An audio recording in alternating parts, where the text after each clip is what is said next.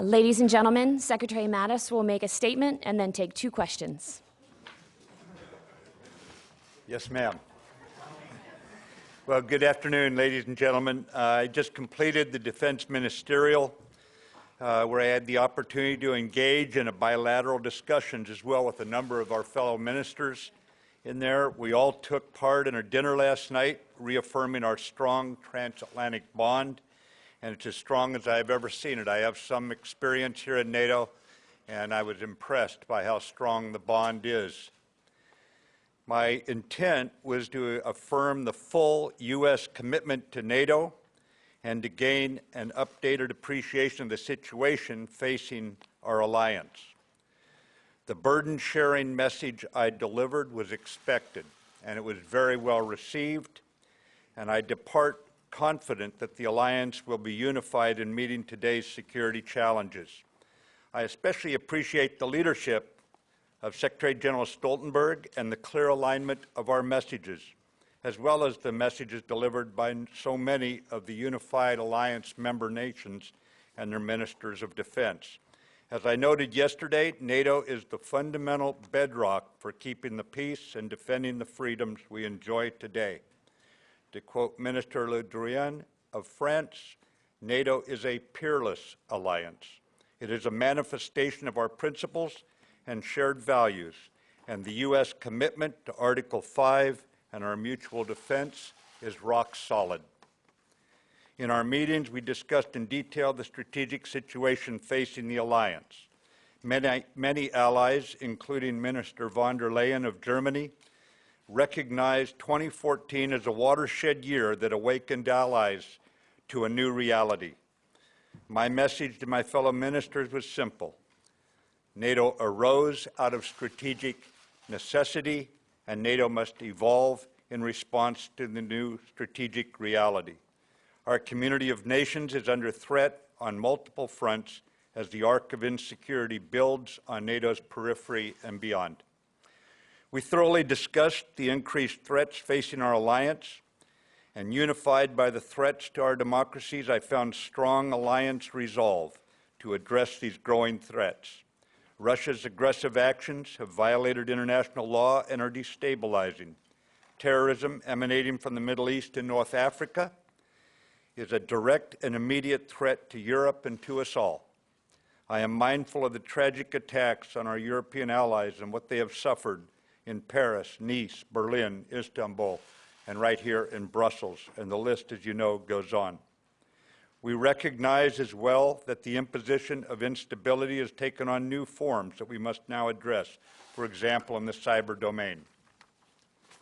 In response to these threats, NATO is reinforcing deterrence and defense and adapting to more directly address terrorist threats along our southern flank from the Mediterranean to Turkey, and in the words of the Turkish MOD, a seamless defense from the Kola Peninsula all the way down to the Mideast and across the Mediterranean.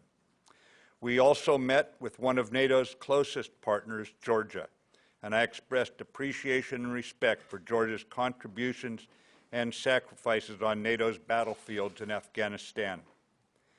The alliance faces not only these strategic realities, but also political realities. I depart here confident that we have an appreciation of the burden sharing that we must all sustain for deterrence, peace, and prosperity. I am optimistic the alliance will adopt a plan this year, including milestone dates, to make steady progress toward meeting defense commitments in light of the increased threats that we all agree that we face. It is imperative that we do so to confront the threats as outlined by the ministers of defense over the last 2 days.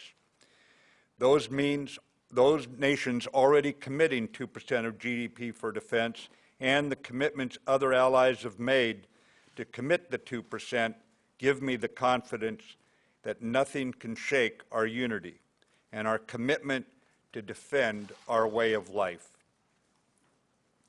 We specifically appreciate Estonia, Greece, Poland, and the United Kingdom, who have already met the 2% defense spending commitment. These countries are leading by example, making real sacrifices. All allies recognize that they are benefiting from the best defense in the world, So I'm optimistic that all nations are on a steady path to reach the level of commitments made at the Wales and Warsaw summits. Ladies and gentlemen, the transatlantic bond built on common values remains very, very strong. I see here in Brussels a quickened purpose in this alliance and a profound determination to stand together and honor our commitments to each other. I have confidence that we will sustain the legacy we've inherited and do what is necessary to defend our freedoms. So thank you very much. I'm happy to take your questions. Jennifer Griffin, Fox News. Thank you, sir.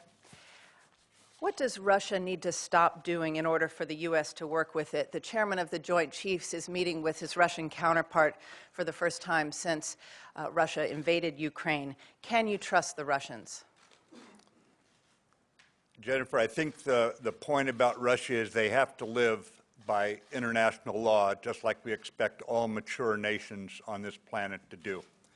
And what we will do is we will engage politically. We are not in a position right now to collaborate on a military level, but our political leaders will engage and try to find common ground or a way forward where Russia, living up to its commitments, will return to a partnership of sorts here with NATO.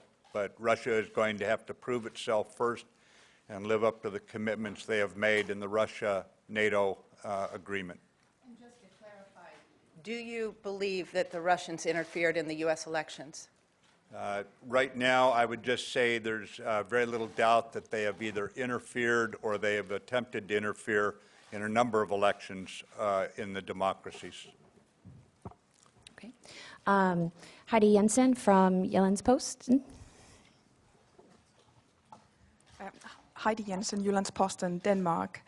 You said yesterday that the U.S. would think about moderating its commitment to NATO if the European members of the alliance didn't increase its defense budgets. But what does that mean exactly? Does that mean that the rock-solid support for the Article 5 doesn't necessarily stand, or that you will withdraw troops from Europe? Or could you elaborate on that? Thank you. The commitment to Article 5 remains rock solid. The message that I brought here about everyone carrying their fair share of the burden, the sacrifice to maintain the best defense in the world was very well received. It was not contentious. There was no argument. There was simply discussion about how best and how fast can each nation with its own particular circumstance reach it. I leave here very optimistic. We'll take one more question just to show that I'm boss. Okay. Go ahead. Helene from New York Times. Oh, Can we have a question here? sorry. Thank you, sir. Russian Defense Minister Shoigu took issue with your remarks yesterday and said that if the NATO wants to deal with Russia from a position of strength, then there's nothing to talk about. Could you respond to that?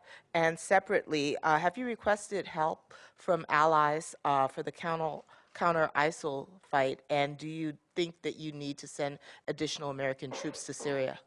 I have no need to respond to the Russian statement at all. NATO has always stood for military strength and protection of the democracies and the freedoms we intend to pass on to our children. But you asked two questions. You know, you just can't keep you journalists down, can we?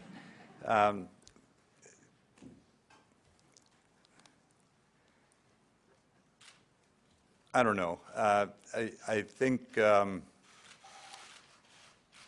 think you'd have to ask that question of some others in order to get a full answer.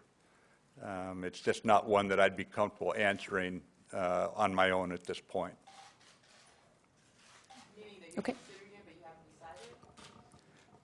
Right now, I first want to talk to the other allies, and we'll decide where we're going. I'm going to fly from here into the Middle East, and I'm not comfortable answering it yet. Once we know what we have for a mutual appreciation of the situation, then we'll go forward. But I'm not comfortable answering it yet. Again, I consider myself a couple of weeks into office. First, I need to get current, Helene. And once I get current, and once I get allies' assumptions, appreciations for the situation. We'll carve out where we want to go, and at that point, I can give you a much more studied answer. Right now, I'd be concerned with giving you a kind of a half-baked one.